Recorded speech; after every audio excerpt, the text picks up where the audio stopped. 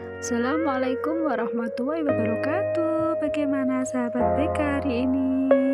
Masih semangat ya? Ibu harap seperti itu. Dan semoga pandemi ini cepat berakhir dan kita bisa melakukan pembelajaran dengan normal. Oke, kali ini Ibu akan memberikan materi yang sangat-sangat dibutuhkan untuk diri kita dan masa depan. Assalamualaikum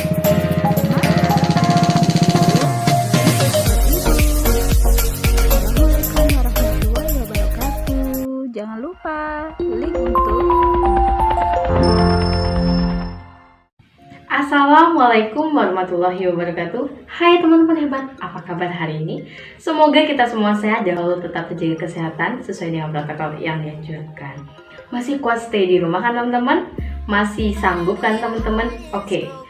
Sebelumnya perkenalkan, nama kakak Istiana Reni. Kakak adalah salah satu guru di SMP Doa Bangsa Terbanggi Besar Lampung. Di kesempatan kali ini kita akan sama-sama membahas mengenai emosi dan kecerdasan emosi.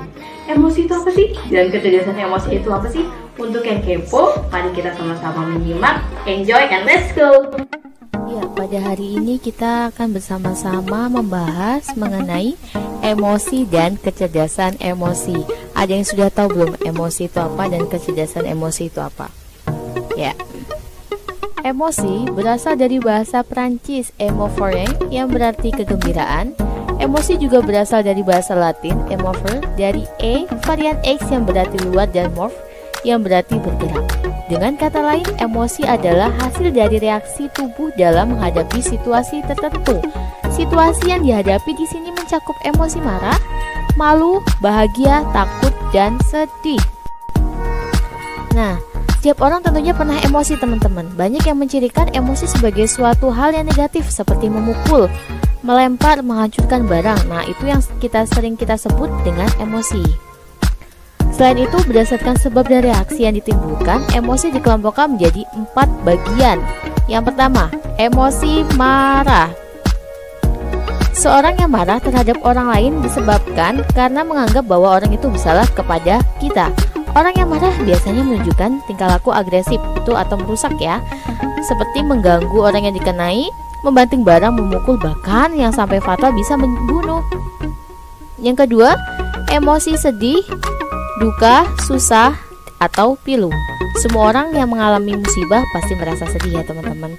Karena sedih, seorang bisa menangis, bisa mengurung diri di kamar, bahkan tidak mau bergaul dengan orang lain.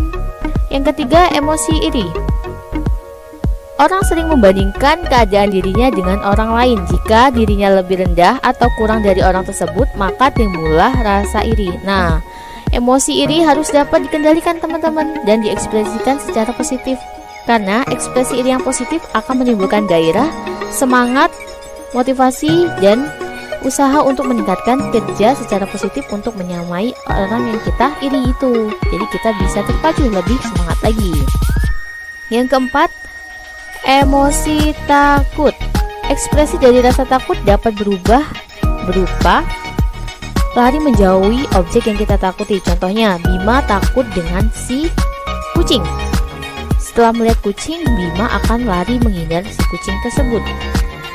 Yang terakhir, emosi cinta.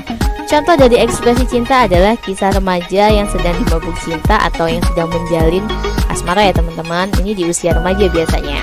Contohnya nih, perhatian yang diberikan ke pasangan dan perasaan tidak mau ditinggalkan. Nah, emosi seperti itu harus kita kendalikan teman-teman. Kalau tidak, emosi itu dapat merugikan untuk diri sendiri ataupun orang lain. Jadi, macam-macam emosi itu ada emosi marah, benci, takut, malu, iri, cemburu, gembira, dan juga cinta. Oke, selanjutnya aspek emosi. Yang pertama, aspek kognitif subjektif. Aspek yang menimbulkan kondisi perasaan berdasarkan pengalaman subjektif. Maksudnya subjektif ini pengalaman diri sendiri ya teman-teman. Contohnya, perasaan suka diiringi dengan senyum atau tawa. Wah, itu aspek fisiologis atau biologis. Aspek yang berupa aktivitas urat saraf dan sistem hormon. Contohnya nih, perasaan muak atau tidak suka pada sesuatu. Nah, menimbulkan keinginan untuk muntah. Ini dari segi biologis ya teman-teman.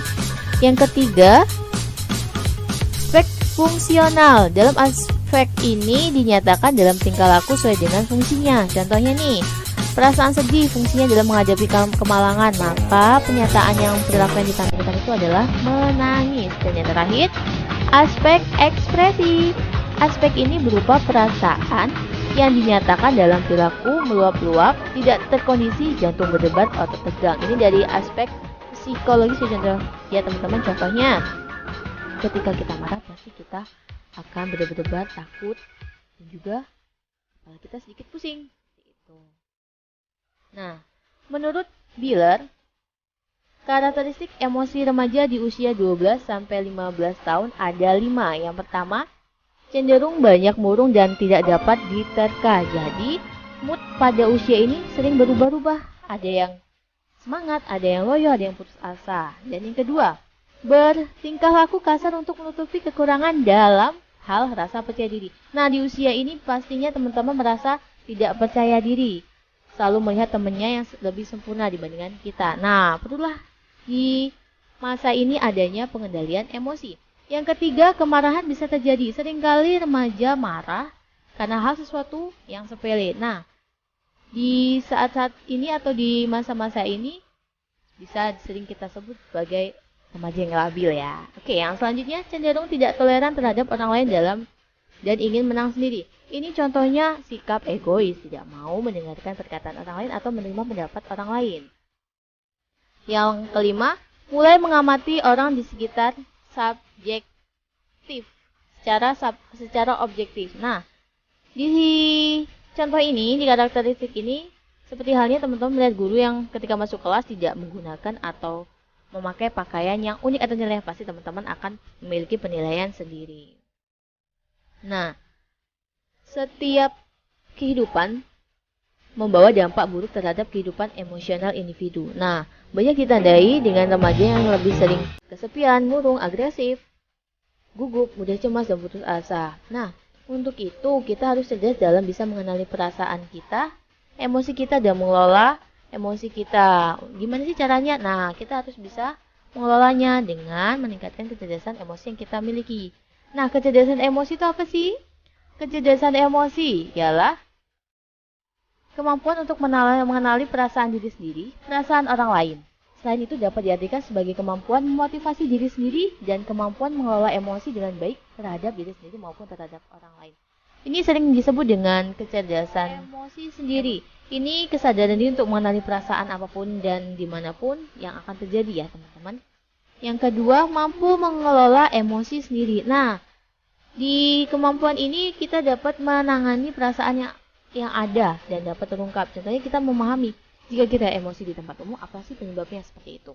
Yang ketiga, memotivasi diri sendiri. Kemampuan ini untuk menata emosi untuk menjadi tujuan, selalu meyakinkan diri kita bersemangat dan tidak berputus asa. Yang selanjutnya, memahami emosi orang lain.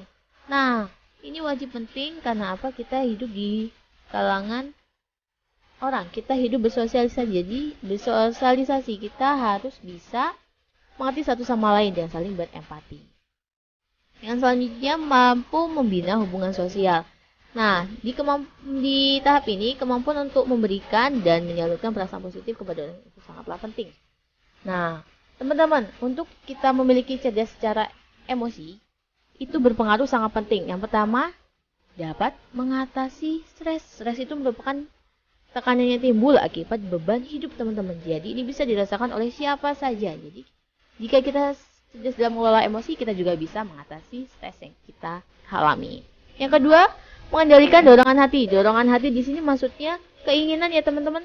Nah, di sini kita harus bisa menunda kesenangan sesaat demi mendapatkan hasil yang lebih baik. Nah, kita harus menggunakan prinsip gak selamanya dan gak segalanya yang kita inginkan harus kita miliki saat ini juga. Oke. Yang selanjutnya, mengelola suasana hati atau bisa disebut dengan mood swing. Nih, contohnya ketika kita dikritik sama teman, kita tidak suka dengan dia, dan pasti emosi itu akan ditunjukkan dengan cara dan dengan marah, dan suasana hati menjadi tidak semangat dalam melakukan hal apapun. Yang selanjutnya, memotivasi diri. Nah, Kita harus bisa memotivasi diri, tidak berputus asa, terus melangkah maju demi menggapai tujuan yang kita inginkan. Yang selanjutnya, memahami orang lain. Kita hidup sebagai makhluk sosial, saling berdampingan. Jadi kita harus saling memahami satu sama lain, tidak mementingkan ego dan harus bisa berempati kepada sesama. Selanjutnya, kemampuan sosial.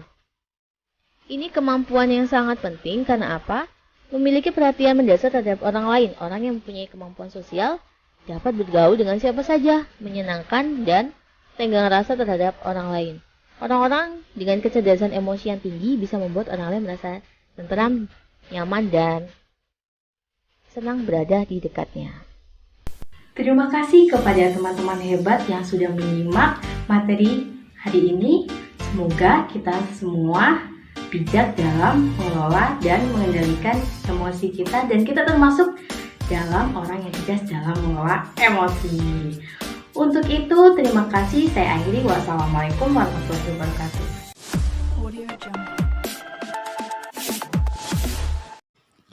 Bagaimana anak-anak? Coba, bisakah kita mengolah emosi kita?